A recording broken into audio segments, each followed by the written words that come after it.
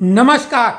पिछले 2 सालों से राजनीति में एक नई दुकान खुल गई और उसका नाम प्राय प्रतिदिन उसी तरीके से आप सुनते हैं जैसे टीवी में नए नए प्रोडक्ट को लॉन्च करने के लिए एडवर्टाइजमेंट आता है। और वो शब्द है मोहब्बत की दुकान। ये शब्द आपने इसके पहले नहीं सुना होगा, लेकिन स्वनाम धन्य जिन्हें अब बालक बुद्धि कहा जाए, क्योंकि बच्चों के बारे में तो क्या कहा जाए, बच्चे मन के सच्चे हैं। तो लेकिन ये बच्चा इतना बड़ा हो गया है कि न तो अब इसे बच्चा कहा जा सकता है न बालक कहा जा सकता है।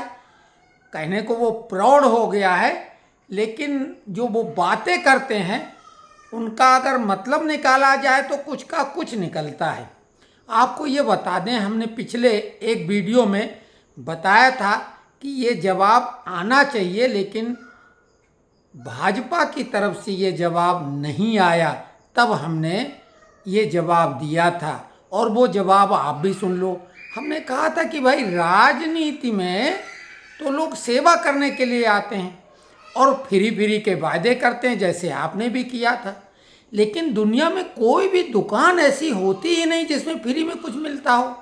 दुकान में तो विनिमय का मामला है, एक्सचेंज का मामला है, पैसे दो मनचाही वस्तु लो। लेकिन मोहब्बत की दुकान में तो एक ही चीज़ मिलती है, मोहब्बत। लेकिन वो भी जब दुकान है तो पैसे से मिलती है।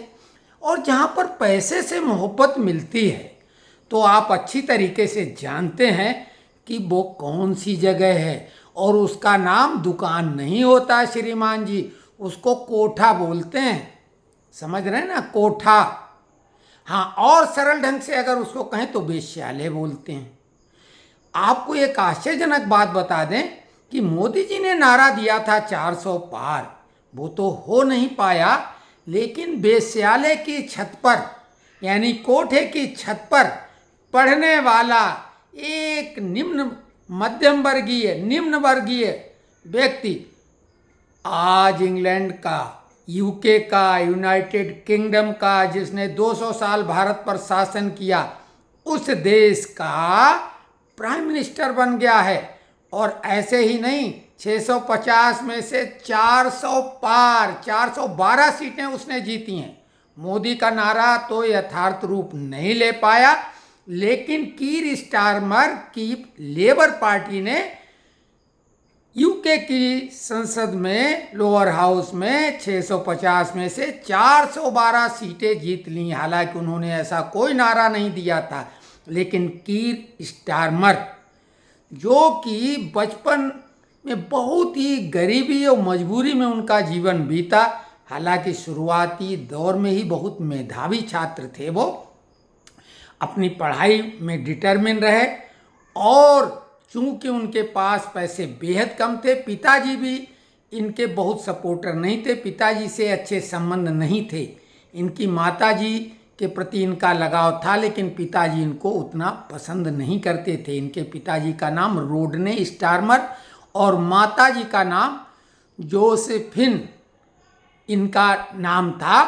लेकिन माताजी जो है बहुत बीमार रहती थी, उनको भारी दिक्कतें थी हड्डियों की, वो एक अलग बात है। और इनके पास इतने पैसे नहीं थे कि जो आम बच्चों की तरह पढ़ पाएँ।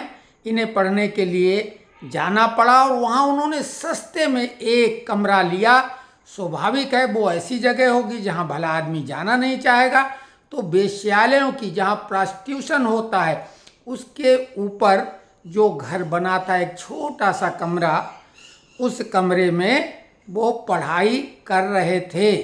नीचे वेश्यालय थी। पिताजी ने भी डांट लगाई उनकी, लेकिन मजबूरी थी, इतने सस्ते में और कहीं कमरा मिल नहीं सकता था। वहाँ का वातावरण भी बेहद गंदा था। लेकिन जैसे कि अर्जुन की तरह लक्ष्य उनका जो था, उन्होंने लक्ष्य साधा। उन्होंने लॉ की डिग्री ली। हालांकि वो क्राउन के प्रति उनका व्यवहार बहुत सही नहीं था, विचार सही नहीं थे, विरोधी विचार के थे, लेकिन बावजूद इसके क्राउन के कृपा पात्र भी बने और उनको सर की उपाधि मिली, जो कि बड़ी बात है इंग्लैंड में। इनकी जो पत्नी है विक्टोरिया, जो कि महारानी का नाम है, लेकिन इनकी पत्नी का भी नाम विक्टोरिया है, वो भी लॉ की रही हैं, एक वकील रही हैं, और 2002 में उनकी शादी हुई, 2 बच्चे हैं। तो वो हम बता रहे हैं कि मोहब्बत की दुकान, जिसको कोठा या वेश्यालय ही कहा जा सकता है, केवल और केवल, जो कि नेता लोगों ने पता नहीं क्यों जवाब में बचते रहे। हमने तो ये कहा था। तो श्रीमान राहुल जी, आप लगाते रहो मोहब्बत की दुकान, लेकिन कीथ स्टारमर मोहब्बत की दुकान यानी वेश्यालय के ऊपर मजबूरी में पढ़ाई करके आज 400 पार सीटें लाके इंग्लैंड के प्राइम मिनिस्टर बन गए हैं भारी मतों के साथ, और भारतीय मूल के ऋषि सुनक को उन्होंने पराजित कर दिया। ये बात अलग कि ऋषि सुनक 2 जगह से लड़े थे और दोनों जगह से चुनाव जीत गए, जैसे राहुल गांधी वायनाड और रायबरेली 2 जगह से लड़े और जीत गए।